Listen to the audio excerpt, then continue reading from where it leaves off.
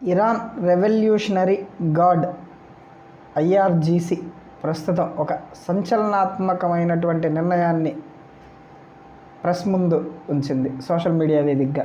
ఆ నిర్ణయం అయితే ప్రపంచంలో పెను మార్పుల్ని తీసుకురాబోతున్నట్లుగా తెలుస్తుంది. ఇంతకీ ఏంటి ఆ నిర్ణయం? ఇజ్రాయెల్తో సంబంధం ఉన్న ఎక్కడైనా సరే, ఆ టెక్ కంపెనీలు ఎక్కడైనా ఉండనివ్వండి, వాటి క్లౌడ్ బేసెస్ డేటాబేసెస్ ఎక్కడైనా ఉండనివ్వండి, వాటి ఇన్ఫ్రాస్ట్రక్చర్ ఎక్కడైనా ఉండనివ్వండి, ఆ సంస్థకి ఇజ్రాయెల్తో సంబంధం ఉందా చాలు, అంతే. ఐఆర్జీసీ టార్గెట్లో ఆ సంస్థ ఉన్నట్లే.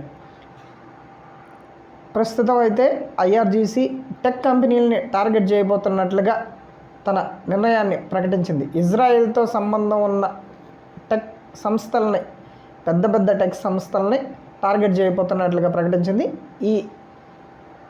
ఈ లిస్టులోకి మైక్రోసాఫ్ట్, గూగుల్, ఎన్విడియా, ఐబిఎం ఒకటేంటి, అన్ని అంతర్జాతీయ క్లౌడ్ సంస్థలు, ఏఐ సంస్థలు, టెక్ ఇండస్ట్రీ మొత్తం కుప్పగూలే అవకాశం ఉన్నట్లుగా భావించవచ్చు. ఒకవేళ కనుక ఐఆర్జీసీ కనుక ఈ డేటాబేస్ సెంటర్ల మీద కానీ, లేకపోతే ఈ ఇన్ఫర్మేషన్ టెక్నాలజీకి సంబంధించినటువంటి కంపెనీస్ మీద కనుక దాడి చేయడం మొదలు పెడితే, ఇది టెక్నాలజీ నాశనానికి పునాది అనే చెప్పచ్చు.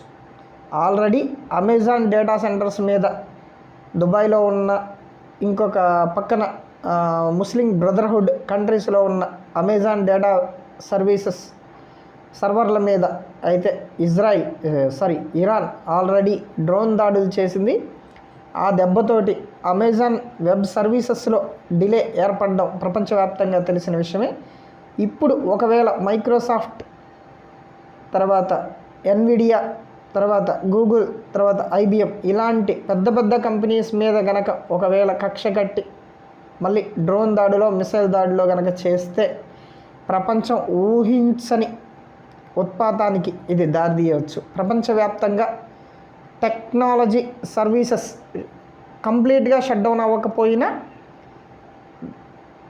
దాదాపుగా మూత పడి సర్వర్లు బ్రేక్ అయ్యే అవకాశం ఉన్నట్లుగా అయితే విశ్లేషకులు భావిస్తూ ఉన్నారు. చూడాలి ఐఆర్జీసీ ఏ కంపెనీల మీద దాడి చేయబోతుందో, నిజంగానే దాడి చేస్తుందా, అంత ధైర్యం చేయగలదా అనేది మున్ముందు చూడాల్సిన అంశం.